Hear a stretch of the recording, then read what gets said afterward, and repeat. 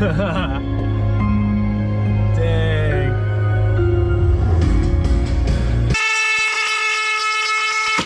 Oh. Like, I'm gonna show you guys. See there? The key's right there in the seat. Ignition's off. You see that? You hear that, guys? Like, what's going on, guys? So as you can see here, we're starting this video off in the garage with the Sonoma, and that's because we got to get back to work on this Sonoma. As much as I would love to jump in the Mustang and go ripping around, mess with the two-step and whatnot for you guys, we really got to get some work done on this truck. I need to get it finished because it's almost done, and then we can move on to better things. So as you guys can see right here, I got my battery charging because for some reason it just keeps going dead, and also since I can't get the truck to start and the weather keeps getting down to like 30 degrees at nighttime, it probably just isn't going to stay charged. But for now, what we're going to do here in the back of the truck is I'm going to go ahead and cut me some pieces of cardboard to protect all the speaker box and the back window and the side pieces there, and we're going to get our carpet put on that wood right there. All right, guys, so I got me some cardboard here. Now I just need to cut it down, stick it in place here, and once I get it cut down to fit in that hole, we'll be good to go to start spraying some glue and getting that carpet put on. All right, guys, so I'm pretty much ready to go ahead and start spraying this in like I was saying, but I just realized that I don't even need to worry about protecting the subs because with no metal being back there on the bed, I can just shove this thing back out of the way and not worry about that at all. So I'll just probably throw that up like that, and probably that there will probably be just fine. Get this sprayed in without having to worry about getting the subs all covered, and then everything will be good. I'll just pull that piece that I got in the bed over like that. All right, now I'm gonna start spraying this stuff so we can get this carpet in.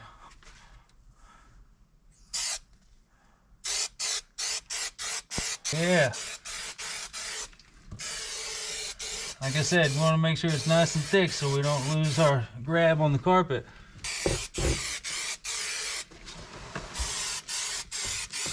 Alright guys, so the glue's all done. Now we just got to get this new carpet on, and then we're going to be done with this speaker box.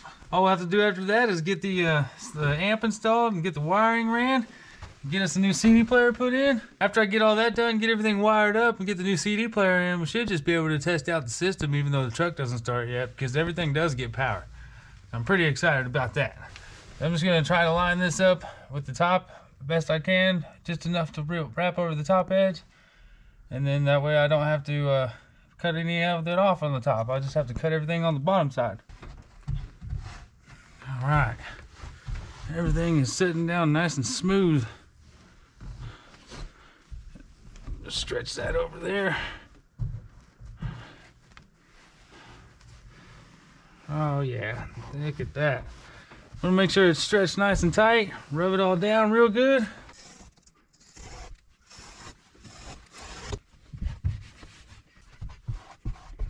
Well guys, this one trim panel doesn't exactly fit anymore because I made my back plate for the sub box a little bit too wide, so I'm just going to do a little trimming up and then it'll fit.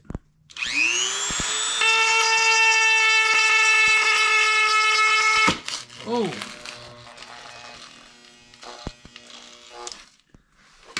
Do not do that. That was almost dangerous. Yikes. Maybe we better find out a better way to do this. Try to peel it back out of there as much as I can. Let's try this one more time. Hopefully it doesn't get crazy this time.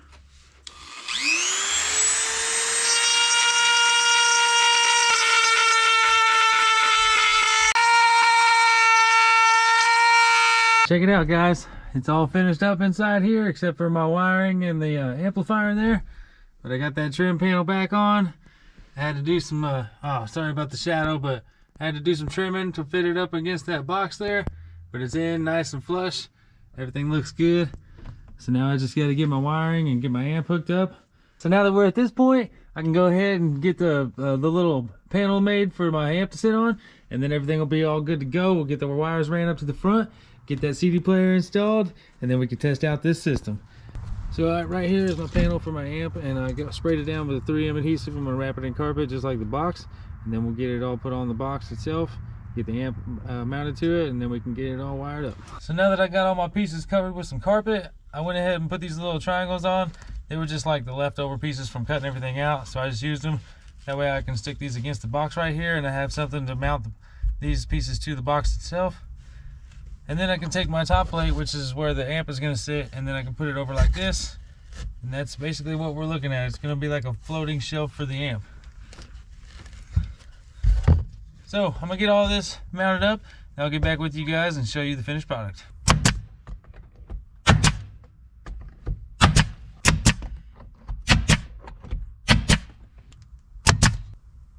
Alright guys, so it's actually about a week later because I ended up getting sick and I really just wasn't up for getting out here and doing anything. But as you can see, I've already got the amp all installed and everything all hooked up. Now I just need to get these wires attached to some other wires and run them up to the front of the truck and hook them up to the CD player. And what those are for is these extra speakers that I put in the box. And once I get that done, we can turn on the stereo and see if it'll play some music. So I'm gonna go ahead and get that wrapped up and we'll get this thing tested out. All right guys, I got everything all hooked up and I'm not gonna lie, I already turned it on and tested it out, but all right, I'm gonna turn on the key. As you can see, we got power, so I'm gonna turn it off real quick before the radio starts playing. I'm gonna pick back up when I connect my phone and get some YouTube free music playing. That way you guys can hear what this system sounds like. I know you won't be able to tell what the bass is doing, but at least you guys can hear the finished product. All right, so I'm just trying to get my phone to Bluetooth connect to the stereo here, and then we can hit some jams.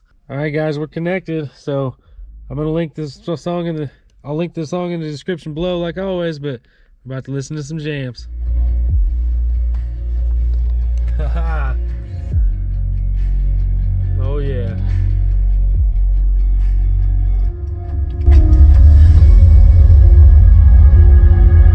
Man,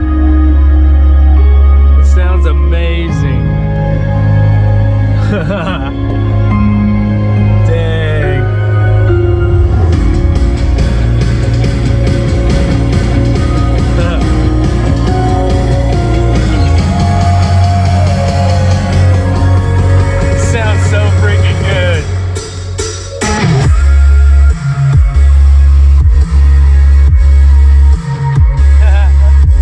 So freaking happy I did it, you guys.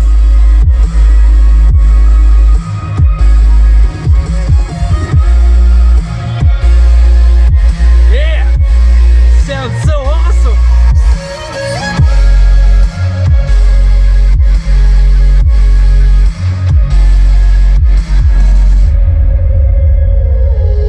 All right.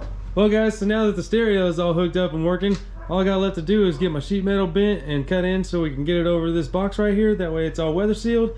And then I can get the bed wrapped lined. And then the only other thing left to do is try to get this truck started. For several months now, you guys know, for those of you that have been watching the videos, that I've been having trouble trying to get this truck started. And I'm going to show you guys what's going on right now. Well, actually, before I show you, I just want to say for one thing, I went ahead and put a new starter on here a while back, for those of you that didn't see that video. And I know it works, but the truck still doesn't start. I had a suspicion that it wouldn't start because the security light being on the dash, and then nothing happens when I crank the key over. So the easiest way that I know how to check the ignition switch to see if it's good or not would be to go in and turn the headlights on and then hit the ignition switch and see if the headlight's dim or not. But for some reason, my headlights and taillights aren't working at all. It's like, I don't know if they have power to them. I haven't tested it yet, but I do want to show you guys what's going on right now. So for the past couple videos, you guys know that my starter, or my battery there, has been going dead.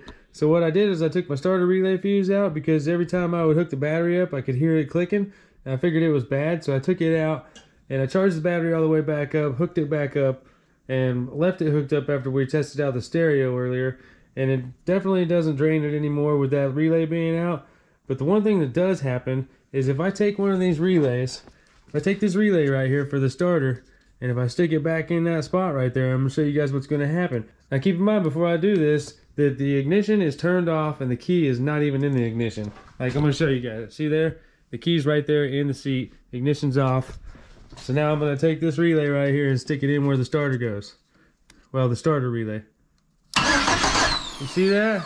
You hear that, guys? Like, for some reason, when I put the relay back in, and I've tried it with another one too, the odds of both of them being bad are pretty slim in my opinion.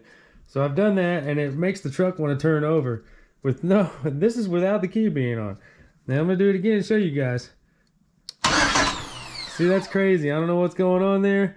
I'm not an electrical mechanic. And this is the part of the video where I desperately need you guys to help me out with this. I need any mechanic watching this to chime in and let me know what's going on, because I really want to get this truck running. You guys can see that the motor's turning over. It wants to start, but it's not doing it in the proper order. So please help me out, guys. I need every bit of help as possible. So I'm probably not even going to mess around with bending that metal and getting it cut and put in place in the bed in this video, because right now I really don't have a good way of going about doing that. And I also got to get that Raptor liner ordered. So I'm going to hold off on that for now. But you guys stay tuned, because here very, very soon I'm going to be putting out Mustang content. I got a lot of ideas for that car. Lots of videos coming real soon, guys. But as for this video, it's probably going to wrap it up. So one thing I want to mention before I let you guys go here is, here recently I've been thinking about changing the name of the channel. I know Be Modified's been the name for quite a while now, but I'm thinking about changing it to Bradz Buildz. Now I think that maybe serves a better purpose on the channel for what we do here. It's a little more catchy. I think it's easier to search for. So there you go, guys. Let me know what you think of the thought on the new name for the channel there. I don't know if I want to keep Be Modified, because it's just such a hard name to search up on YouTube. You always have to do the whole suggested click thing. And I'm feeling like maybe that's why I don't get noticed that much, but I don't know. Leave your comments down below on what you think about that name, Bradz Buildz. I think it's really catchy. I like it. I want to know what you guys think. But anyway, if you guys enjoyed today's content, smash that like button. Leave your thoughts and comments down below. Don't forget to subscribe on your way out. And just like that, catch you guys in the next one.